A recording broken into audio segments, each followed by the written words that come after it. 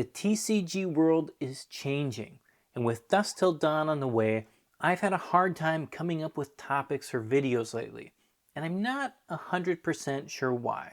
So why not just make a video and talk through it out loud with the internet? Seems like a good idea.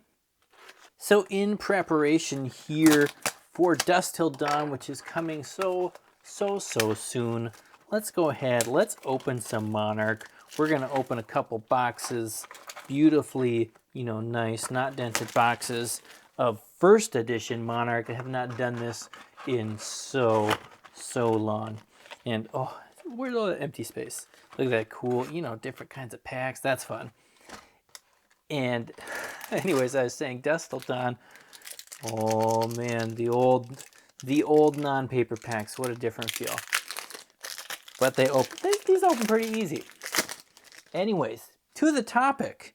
As I was saying, Dusk Till Dawn, of course, it's coming. It is coming, and I am excited for it. Oh, I did a lot of comments here. I am excited for Dusk Till Dawn coming, but I'm excited, but I'm a little bit cautious about it. I'm cautious. I'm not nervous, but I'm cautious. And as I kind of said at the beginning, the TCG world, it is changing a lot. It really is changing. Things feel different. They feel different. And I mean, I think the obvious place to start is with Lord of the Rings, right? Lord of the Rings is just going absolutely crazy right now. It's crazy. It doesn't, ooh, I like that. Yeah, the Cataclysm. No matter what you think about it or how you feel about it, I love Lord of the Rings. Whatever your opinion is on the set and what they've done or not done, I think we all need to just pause. Pause a little bit when you start to see boxes of a brand new set. Brand new set, hasn't been released yet or anything, selling for $400 plus a box with such high sell-through. Such high sell-through. Look at that cold foil iron hide helm. Not the one we needed. Not the one we needed, but we got it. It's amazing. It's just something you really got to pause and think about. It's so easy to get caught up in first, either being excited that you've ordered some and now it's worth more than when you first ordered it, or just getting all hyped up about how amazing it's going to be, or being on the other side and just, being excited for how much the singles are going to crash because of all the, things. Or you're just mad about whatever. It's easy to stop and get stuck kind of in that realm. But we got to pause, think about the confidence, and just think, okay, so what are like the long-term implications of this? Because there's got to be a lot of long-term implications. And the point of this video is not, to sit and just talk about Lord of the Rings. So I'm not going to go super deep into it, but that's one thing, right? That's one thing. Another thing, of course, with Lord of the Rings, and even with Dusk Till Dawn coming up, is this idea of gimmicks, right? I've heard gimmicks being thrown around a lot, and historically, it's a pretty new thing for TCGs, right? So in Dusk Till Dawn, of course, we've got these serialized, hand-sketched, signed, cool, amazing cards. And in Lord of the Rings, we've got Shadow of Ursa. I hope he's not in Lord of the Rings. We've got that big One Ring madness, whatever. Again, we're not going to go into whether that's right or wrong. But it's different, right? It's different. Things are changing. Things are not what they used to be. And it's a little bit wild. A little bit wild. And even for Fab, just on a smaller scale, right? You've got this idea that the best version of a card is printed at the beginning, the first printing, and then all the future ones are going to look worse. Like, that idea is not something that's a long term tested idea for TCGs. And of course, we're doing some things like printing cold foil cash-ins and pummels and stuff that, come on, it looks better than the original version. Command and Conquer. So I don't know how, tightly we're going to hang on to that idea in Flesh and Blood, or if at some point it just kind of disappears. I don't know. We'll see, right? We'll see. But that's, again, part of the idea that there's change, and change can happen. Change can happen really, really quickly. And so the other, and of course, everybody is also excited for how Flesh and Blood is just going up in value, how things are back on track, right? Especially with a lot of the older stuff, that really old stuff, you know, the original OG stuff, it's all moving up back to the where, getting closer to where it was before. And people are excited about how Dusk Till Dawn, everything's going to go crazy, and different cards, what's going to spike and whatnot. And we've really seen it before. It's not like a brand new idea. This is not like, it's a little bit of deja vu, right? Everything's moving up, everything's getting excited. You can't find any boxes anymore. There's no way, there's barely anything out there to get. It's not brand new conversation that we've had, right?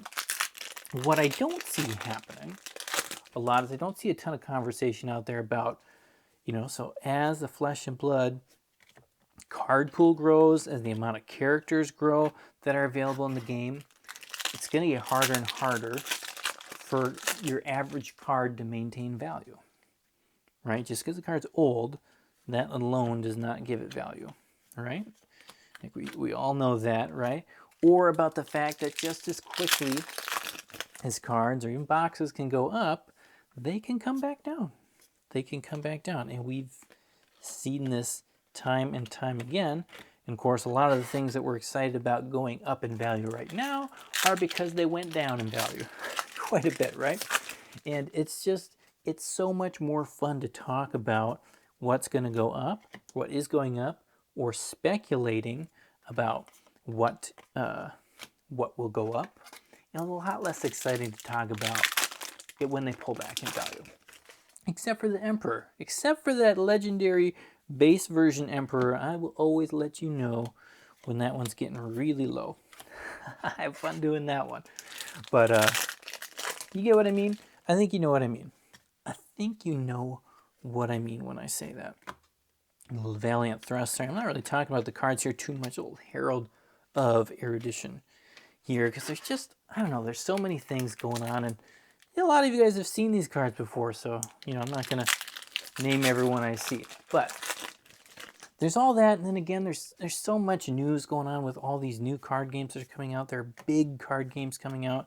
People are starting to get their sorcery boxes, their Kraken boxes. They're trying to flip them for big money from what they've paid on them, and people are offering $1,000 dollars for, you know, a card from it. Again, it's pretty wild. It's a new game that I have a little bit coming on the way, and I have the same question now that I've had for a while with some Kickstarters. Like, do I even open it? Do I play with it? Do I keep it sealed? You know, that's different from how I would have ever experienced the game in the past. We got things like Lorcana, which might come out. We'll see on that one. And then, you know, Star Wars, who knows? Who knows what's going to happen with that thing? But, you know, all three big games, big ideas, big things happening. And so the question, which, you know, we just have to ask it, is can the market sustain it? Can the TCG market sustain this many big games? And of course, a lot has changed, right? Since the first big TCG craze. Oh, here we are on box 2. And we got the hooves of the Shadow Beast as our second cold foil. Oh, there we are with a little blasphemy. So we haven't hit anything magical here yet today. Like, things are obviously different from the late 90s, early 2000s, when it was too many card games and things just couldn't keep up with it, right? This is not the same world. I mean, we are in the same world, but it's a different world, right? And no, I'm not worried that, like, something's going to happen here where Flesh and Blood just disappears, there's too many games, and it ends or anything like that. But there is, of course, the possibility that large amounts of cash that would be going into Flesh and Blood might just get kind of sucked up by some of these other things.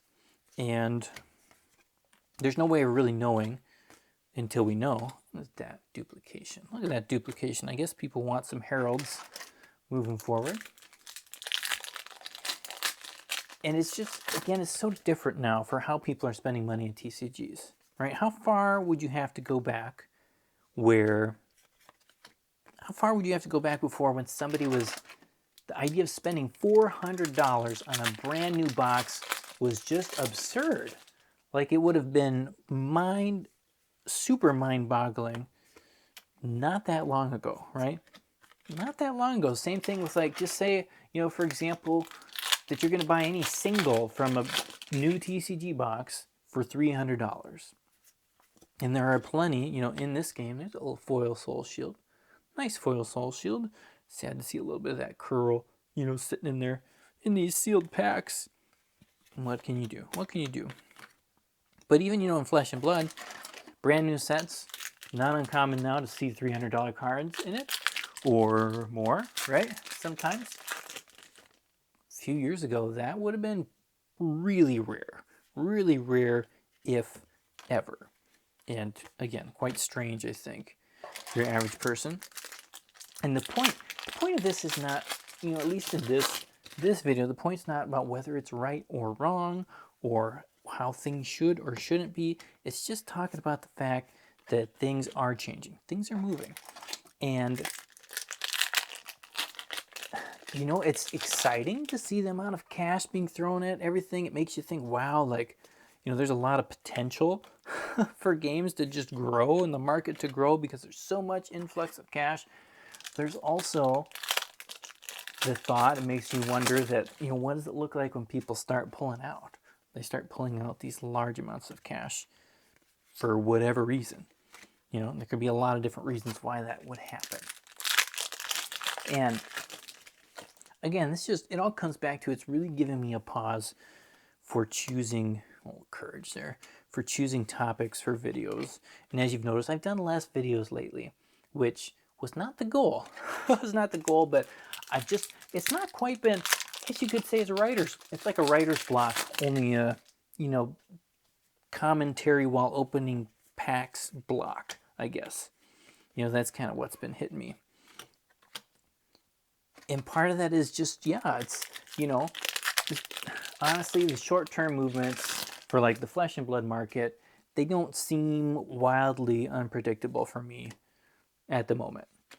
You know, like Outsiders did basically what we expected Outsiders to do. The Fab market has similar results to, you know, like most sets. It's settled down. I expect pretty similar results for Dusk Till Dawn, if not even faster downward pressure because of the, you know, big hits. And of course, a lot of us are expecting that for Lord of the Rings, and we'll see how bad that gets. But I wouldn't be surprised if Dusk Till Dawn again has similar results with that. Not in that the boxes start climbing to crazy amounts of price, but just that there's going to be a lot of boxes open, a lot of stuff flying around. Even with 8 legendaries, I think we're going to have some big downward pressure on it. Almost done here with box 2. We're going to stop at 2 boxes today. And so what's more interesting to me is just kind of thinking about what are the long-term implications about all this madness, right, that we're seeing in the TCG world. What are the long-term implications? Like, what are we missing, I guess I should say, about the long-term implications? Are the current moves unsustainable? Are they just a glimpse of future heights? I don't know. I guess we need to wait and see, right? We would just have to wait and see to find out. And so I'm thinking through all that as I'm choosing topics for videos. We got, what, 5 packs here, and what a sad 2 boxes here. This is why you don't open boxes of cards like this. Soul Shield, little Soul Shield.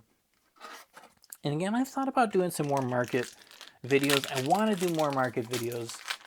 The challenge, the ideas I have with that though is I like more about the idea of doing videos that help people think through, I don't know, just kind of like the heuristics, I guess, or about looking at the market and thinking through the market, as opposed to here are the cards you should or shouldn't buy. Though of course that does help you teach the heuristics, and so there's a balance. There's a balance between that, and I'm thinking about how to do that, how to do things in a different way, in a unique way, and maybe I can't. Maybe I can't. Maybe I just gotta go with the way that people like. So let me know what you're thinking about. This is the last pack here of box 2. I'm going to split this case in half for 2 videos because why not? Why not? It's too big of a box, too expensive of a box for one video. Last pack here.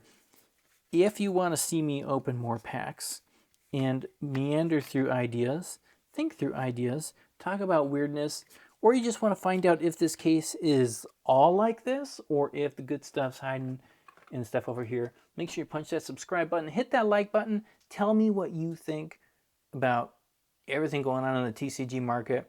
If things are just going to get better and better from here, are there things we need to think about? Let me know what you think in the comments. Thanks again for watching. You guys are the best. You're amazing. Hope you have a great rest of your day. We'll see you next time. Peace.